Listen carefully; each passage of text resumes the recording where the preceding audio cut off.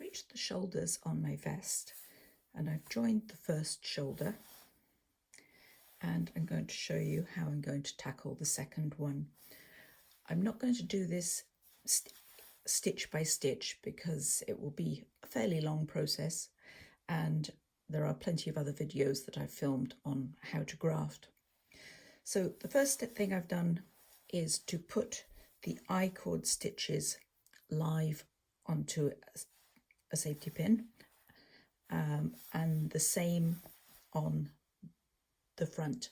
And on the front I have an I-cord on both ends, so I've got the 4 stitches on either side on safety pins. The next thing I've done is to separate the 2 layers. This is double knitting, and these were all on one needle as they are here at the back of the neck, but I've separated them onto two needles so that all the near layer stitches are on this needle and all the far layer stitches are on this needle. And I've done the same on the back. Now I have to make sure that I put this in place the right way round and don't have a twist in it. That would be unfortunate. So the green will be joining with these light blue stitches and going straight across the black ones here. And I've got 2 sewing yarns. So holding these 2 together, I can do a conventional graft. Now I've actually got 2 black stitches which I could interrupt, but I think I'm going to do those in black later. So I'm going to do green across these 19 stitches. So I'm going to get another pin or a piece of yarn and put those 4 stitches out of the way. Now that I've put the 2 pairs on pieces of yarn on both sides, that's 4 stitches for each side of the vest, I now need to graft the green section to that many stitches.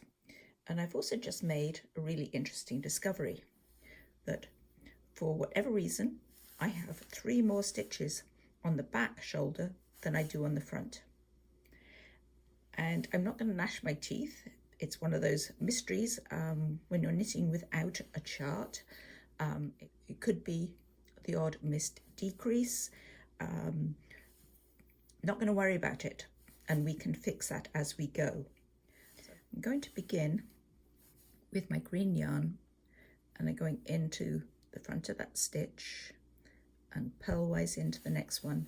This is assuming normal stitch mount, and since I've been playing with these stitches I need to be a bit careful to make sure that is the way they're mounted. I'm going to leave a tail sticking out to finish the edge stitches, and then I'm going to let these go off the front needle once I've used them up. Now I come to the far side and I need to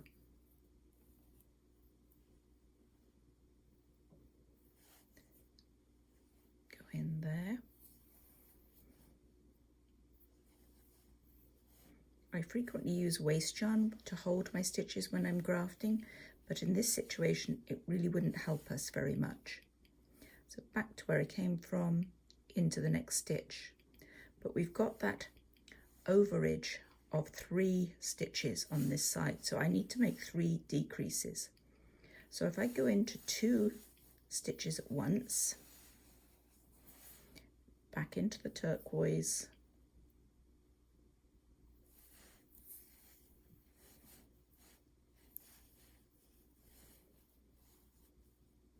snuggle it up. Now back into both of those stitches, and I've just turned them into a decrease.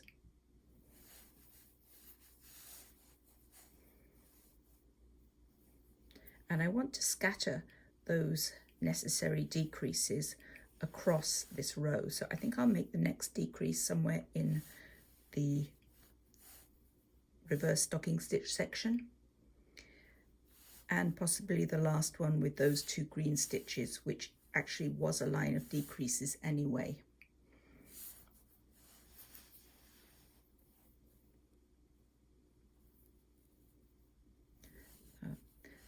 I'm going to stop filming at this point because it's very difficult to sew and film at the same time, and I will be paying attention to getting these stitches the right size and shape. Grafting into the reverse stocking stitch, I'm turning it back into stocking stitch so nothing changes.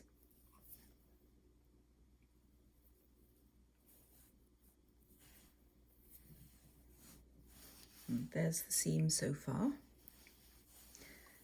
Now this time I'm going to go in to 2 stitches at once to turn them into a decrease.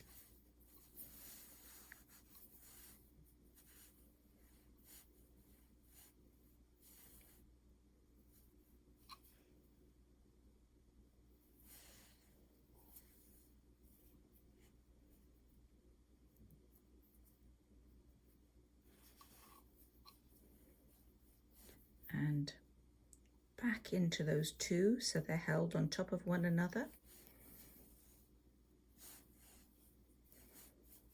And that's 2 of the excess stitches dealt with.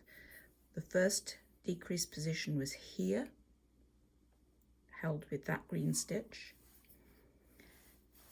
And now I'm going to work on towards the end of the green section and see if I need another decrease. As I get towards the end, I want these last 5 to match up with one another because they form a band that runs over the shoulder and down. But I think I'm not going to need to decrease another stitch here. Because we're grafting stitches head to head, it doesn't really matter if I have one more stitch on one side than the other.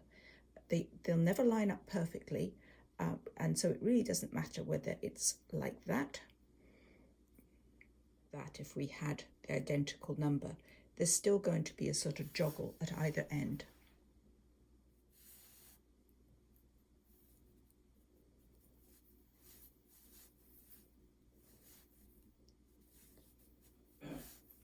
And that's as far as I can go on this side, and I'm not going to decrease another stitch.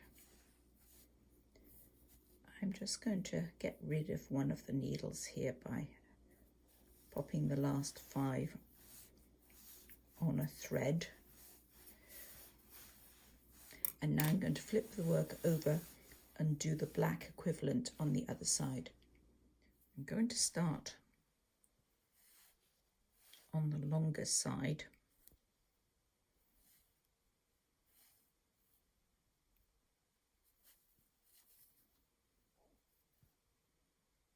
To help me fudge that last stitch. Leave enough tail to finish the edge.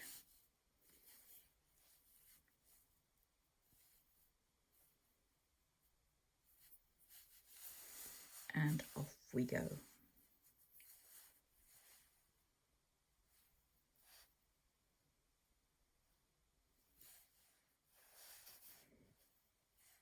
We've got to remember a couple of decreases on this side. So I'm going to go into these 2 stitches like so.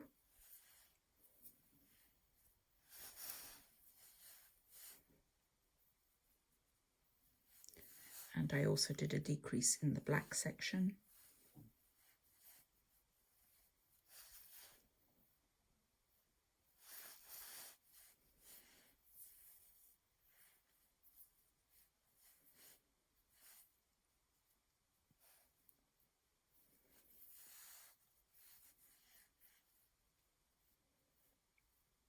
Back to normal.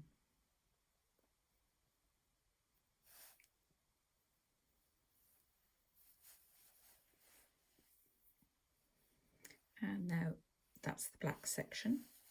And now we can swap the function of the yarns over. So my black yarn can go to the back and my green yarn can come out of those stitches over here.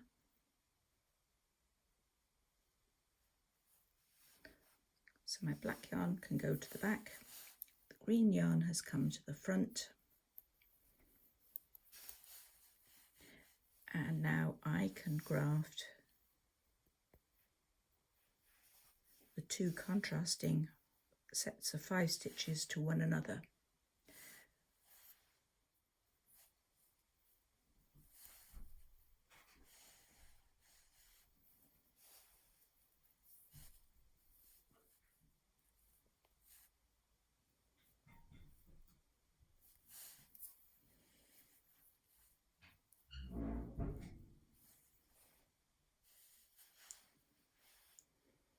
It's not quite perfect, but it'll be good enough. Now I'm going to flip it over and do the other side.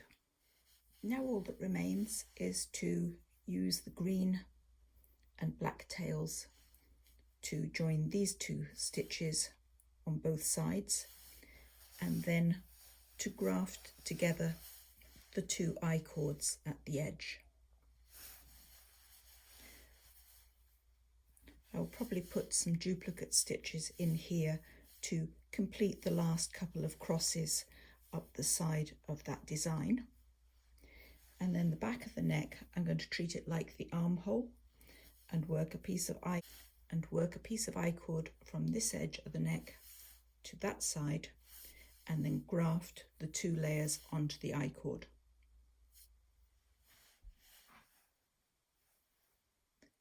And now all that remains is to use your yarn tails for good, not evil, and use them to hide and disguise any discrepancy.